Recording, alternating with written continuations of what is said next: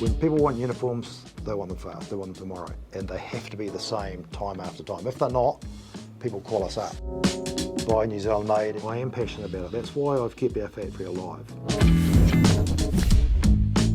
You know, when I started off in 1990, I really just started off because the chairman of Foodstuffs, a guy called Brian Kelly, rang me up at home and said, "Hey Des, that outfit that you used to work for 5 years ago went into receivership. You should start up selling uniforms by yourself."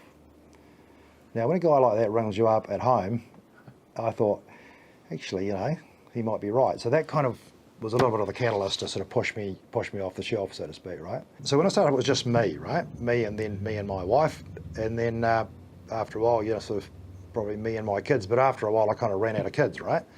And you know, we started employing staff, you know, sales reps, you know, started, you know, around the, you know, spreading around the country. For the first 10 years, it was just reactive, you know.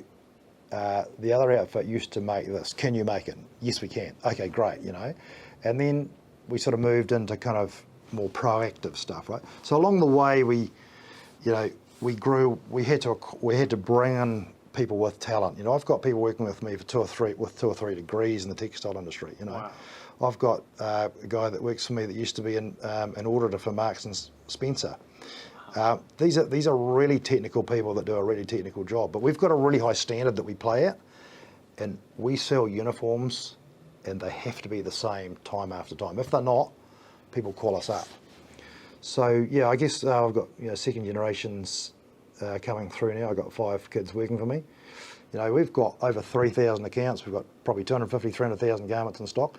We're talking a lot of stuff. People ring up and they want uniforms for their team, and they want them tomorrow. And I have to tell you how I started the Arrow name too, by the way, but Arrow stands for fast. Now, when I left Taylor's, I started selling mats. You're probably not going to believe this, right? But I wanted a name that started with A because I wanted to get paid first. Now, don't ask me why, but that's because my sort of like, you know, crazy sort of dream, right? And I was sitting at the bottom of, I think it's Vivian Street or Ghuznee Street, and I was looking up at this sort of sign on the side of the building. I think it was probably a Firestone sign. It had these little arrows running along the top.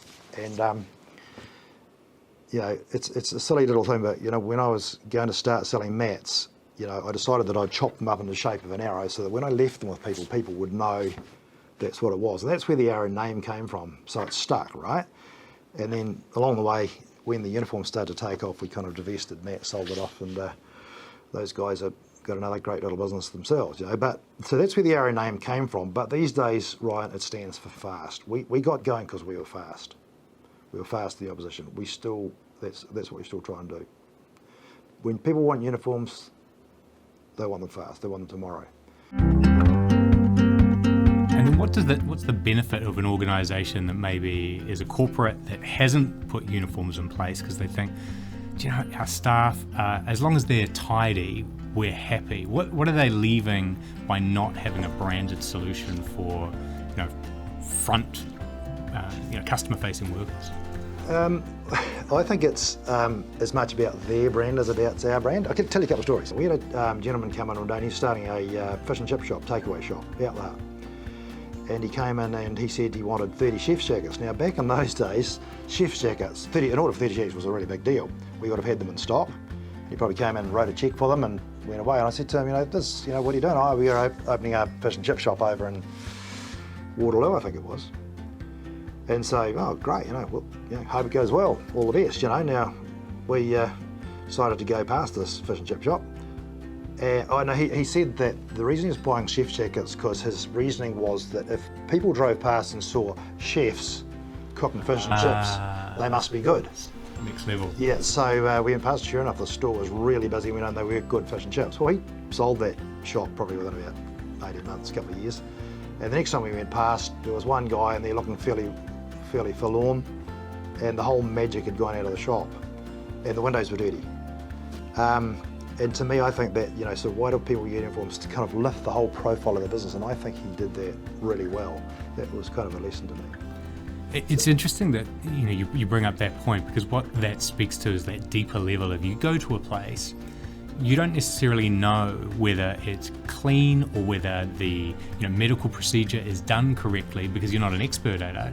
But if you see a clean uniform, that becomes a proxy for if they care about the uniform, if they care about their windows, they're probably caring about the things I don't understand but I need their services for.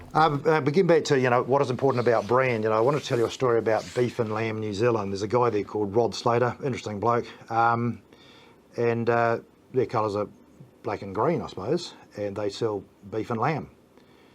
And I said to Rod Slater one day, Rod, if I was to take your colours and put them into that apron, I could really make you lift that whole profile of your brand. He said, yeah, go ahead, and he did it. He was just blown away with the result, and they've bought thousands of those aprons.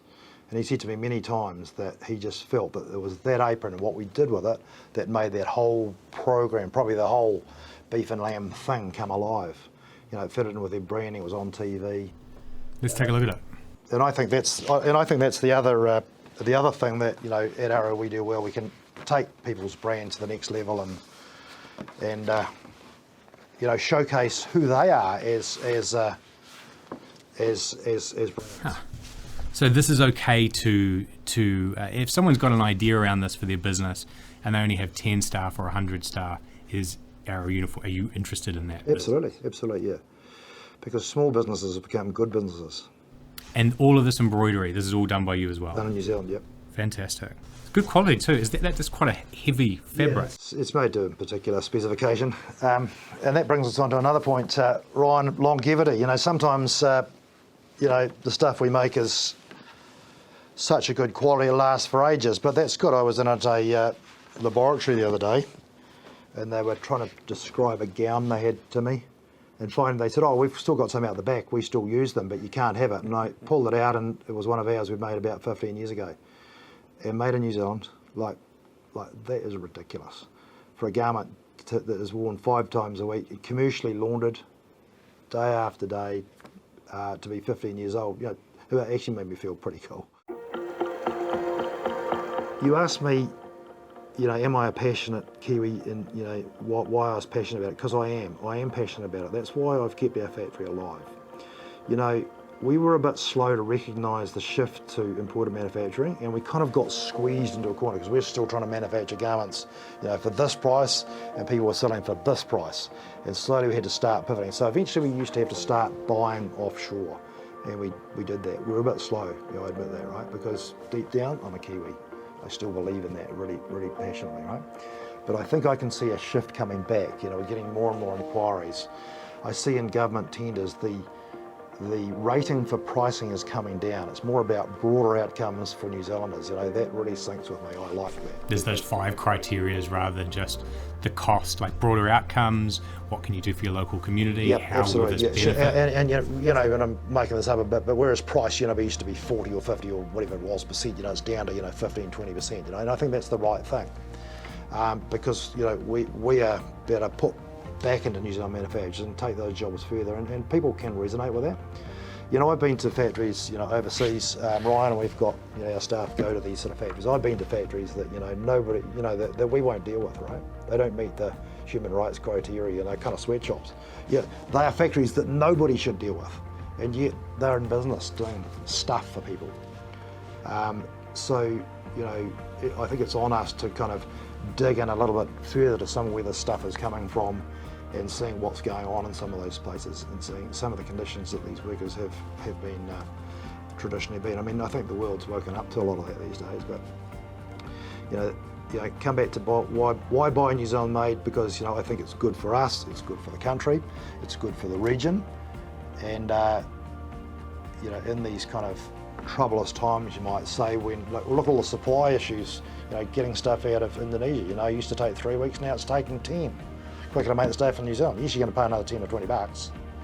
But you get guaranteed, right? And if you're all about speed, Arrow, then that becomes a far bigger differentiator against broken supply chains. Yeah. So it is. Yeah, it's a complex supply model. It's a bit like the kind of the Rubik's cube. You sort of turn it one way and it all everything sort of changes. But that's what it's like. Now, we've had a kind of crazy year last year through COVID and the pandemic. What have you noticed in terms of New Zealanders and their response to shopping local, buying and supporting New Zealand manufacturers like yourself? Yeah, good question. And I think, COVID helped us really understand that we were in the front line. No, let me rephrase that. We weren't in the front line, but we were supporting the people in the front line. So we had calls from security guards on the phone, I need 1,000 safety vests and I need them tomorrow. Our factory was working, 7 days a week, manufacturing, medical gear, scrubs. People were just on the phone trying to, bring their, medical centres. We were making masks flat out. So you were classified as an essential service then? Yeah, got an essential service. And yeah, it got really busy there. So I think, we sort of discovered that that's what our passion almost came out there as well. We discovered that that's what and we felt really good about that. We were helping those people. So up until that point, you had done the corporate uniforms up to here. Oh no, we were this still was in the going healthcare industry, but all of a sudden, no hospitality, right? 25% of our business was hospitality, but I think that was sort of made up by, some other stuff that came out of the woodwork. Okay, so you didn't need to pivot as such, you just had to rebalance based on where the sectors... Yeah, I suppose so. We've still got lots of, white shirts and bow ties in stock because the hospitality sort of sector's disappeared, but that's okay. Well, that'll come back. Thank you very much for sharing your story today and sharing what Arrow Uniforms has been up to. And I look forward to sharing this out on our news feeds, podcast, and also on the YouTube channel. Thank you. You're welcome. Thank you for watching this episode of a Kiwi Original. If you like what you saw, then hit the subscribe button and you'll get other episodes just like this one in your inbox. Make sure you hit the bell too for notifications and you'll be served up uniquely Kiwi stories like this one contributing to New Zealand's future.